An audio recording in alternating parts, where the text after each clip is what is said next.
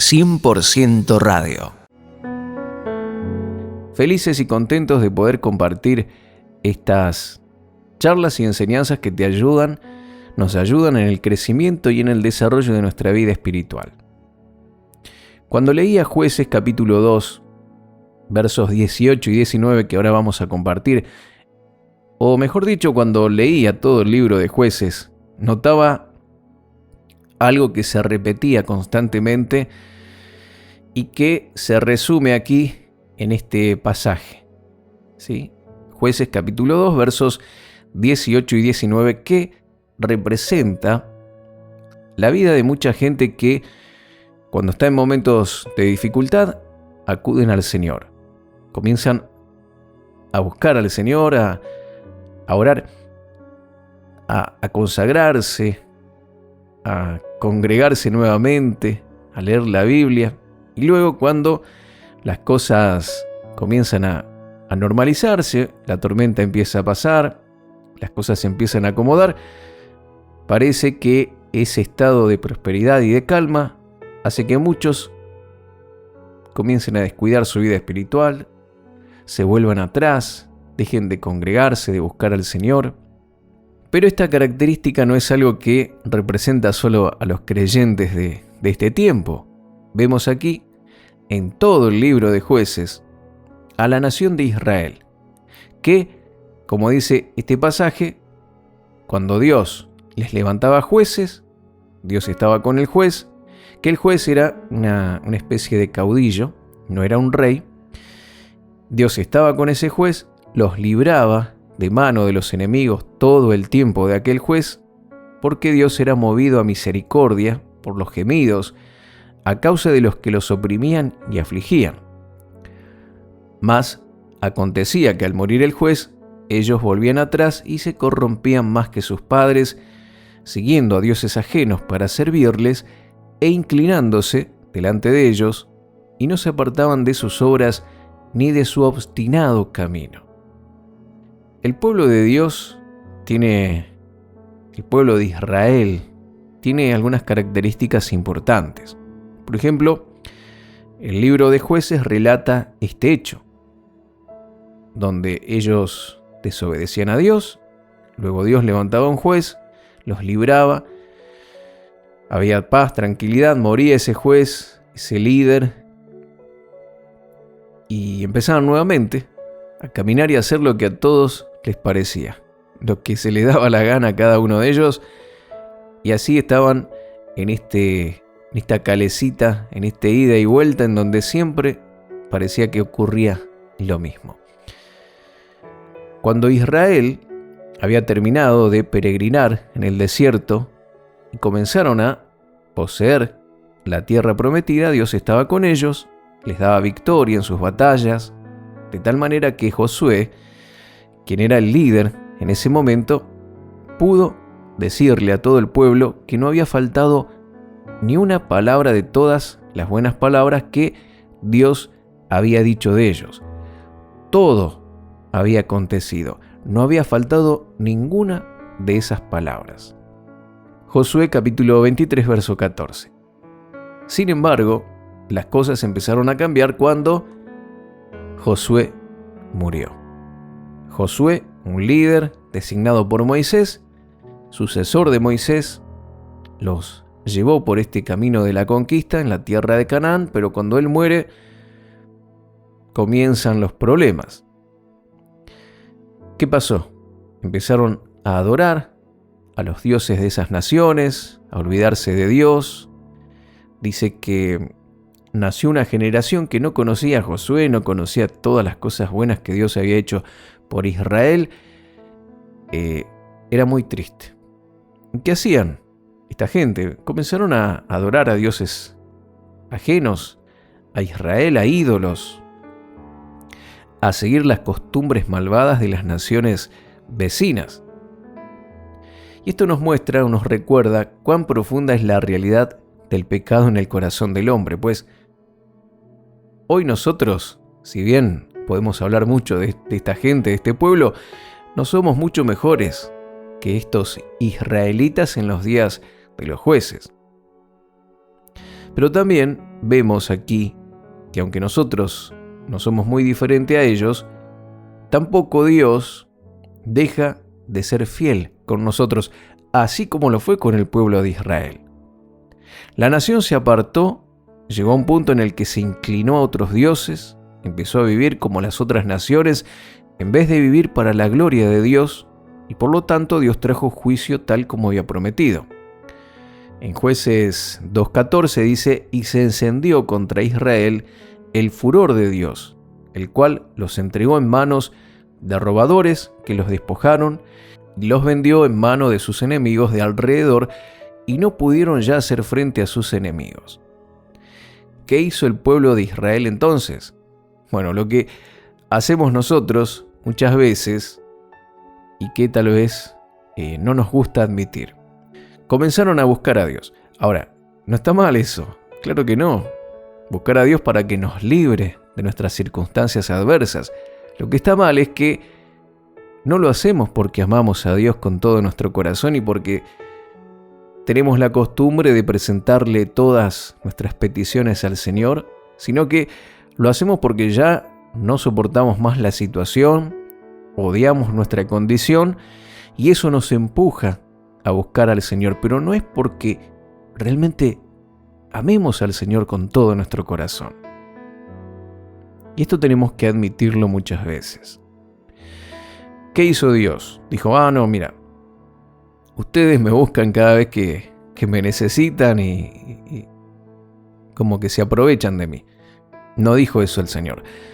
Que posiblemente no sería cuestionable si Él actuara de esa manera, ya que a nosotros no nos gustaría que alguien, cada vez que está en problemas, viene a buscarnos y luego se olvida de que existimos.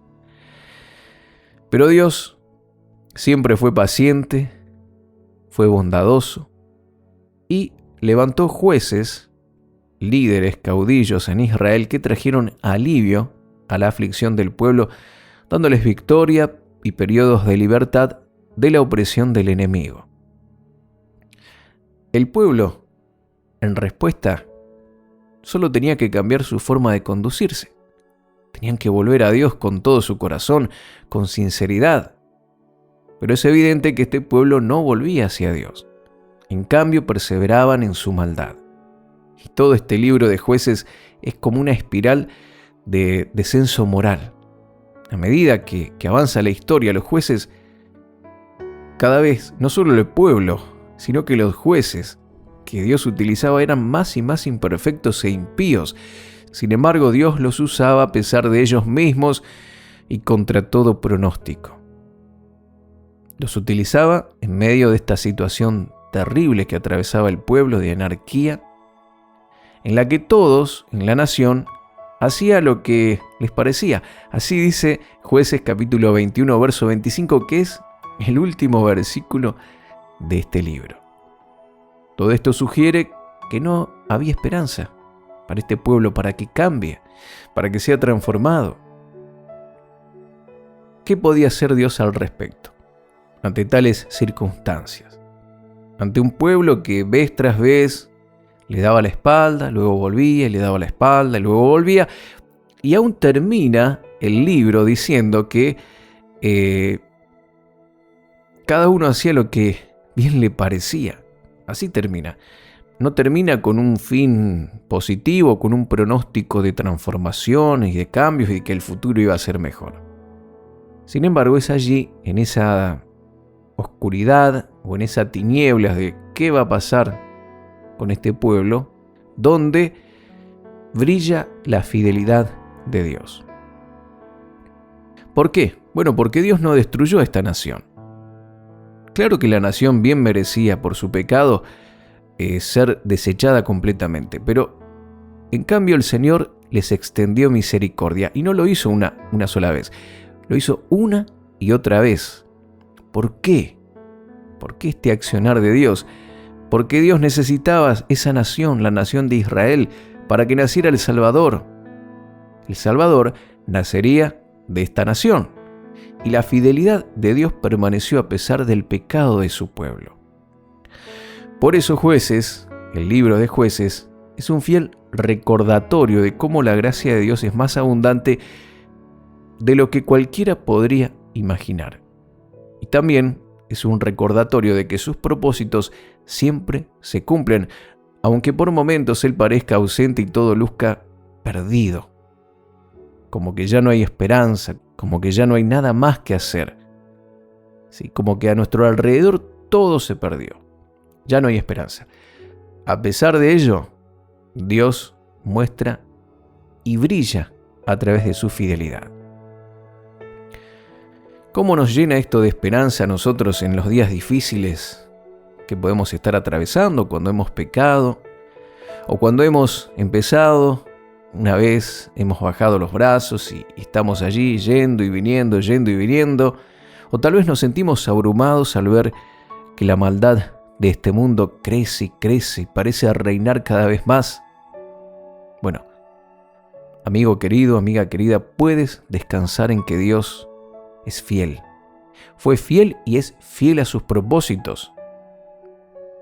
Porque durante uno de los periodos más trágicos de la vida del pueblo de Dios, del pueblo de Israel, Él sigue fiel a su plan. Él siguió adelante. Y Él también sigue fiel al plan que tiene para tu vida hoy. Podemos estar seguros de eso. Así como Dios levantó a un juez imperfecto en la antigüedad, hoy levanta a un juez perfecto, quien es el Señor Jesucristo, quien vivió, murió y resucitó por nosotros. Él nos perdona con su gracia abundante, nos libra definitivamente de nuestros mayores enemigos y además es capaz de hacer lo que ningún otro hombre o juez del Antiguo Testamento pudo hacer, y es cambiar nuestro corazón para que ahora podamos vivir una vida consagrada al Señor, una vida que le agrade. El sufrimiento, la maldad de este mundo tienen sus días contados, pero Dios sigue siendo fiel a su propósito como también lo fue en el tiempo de los jueces. Como te dije, el último versículo, que es el final de la historia, no representa o no nos da mucha esperanza, porque dice que cada uno hacía lo que bien le parecía. Pero nosotros sabemos que no terminó todo allí. Ese no fue el final de la historia bíblica o del pueblo de Dios, porque la cruz y la salvación siempre estuvieron en el propósito eterno de Dios para su pueblo, para ti, mi querido amigo, mi querida amiga. Y de igual manera, tu crisis, tus momentos difíciles, tus momentos trágicos, insoportables, dolorosos, no son el final de la historia. Y si has sido salvado por Jesús, si le amás, si dependés de su gracia, dice el Señor que todas las cosas les ayudan a bien a aquellos que le aman. Medita en esto y recuérdalo una y otra vez. Cuando mires este libro de Jueces y leas sus capítulos, recuerda una y otra vez que puedes descansar en la fidelidad de Dios, puedes gozarte en su gracia y, en cambio de vivir retrocediendo y dándole la espalda al Señor, puedes vivir una vida que le agrade, una vida de adoración. Como dice 1 de Pedro 1:16, sean santos porque yo soy santo. Y se invocan como Padre aquel que imparcialmente juzga según la obra de cada uno, condúzcanse con temor durante el tiempo de su peregrinación. Fuimos rescatados de nuestra vana manera de vivir. Glorifiquemos a Dios con nuestras vidas, con nuestro cuerpo. Y cuando todo a tu alrededor parezca ir de mal en peor, te sientas hundido, abandonado por Dios, levanta los ojos. Hay un Salvador glorioso que es fiel a sus promesas. Y Él no va a desistir, no bajará sus brazos hasta que termine su obra contigo. Él es fiel a su palabra. Él es fiel a su propósito, como también lo fue en el tiempo de los jueces.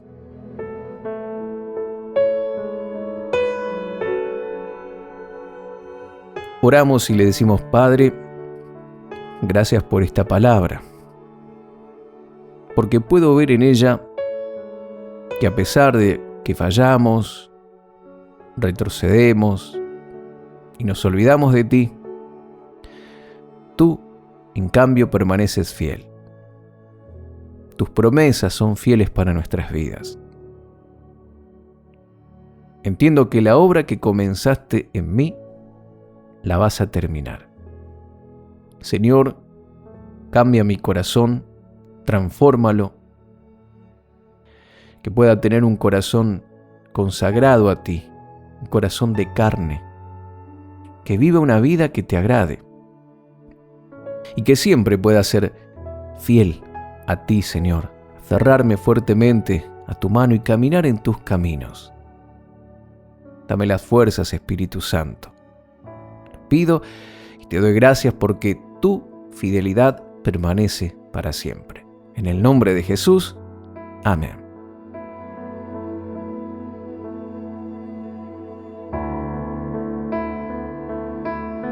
Muchas gracias, mis queridos amigos, por habernos acompañado en este espacio de 100% Radio. Queremos saber de ti. Si estás escuchando este audio, espero que haya sido de gran bendición para tu vida. Un abrazo grande y hasta la próxima.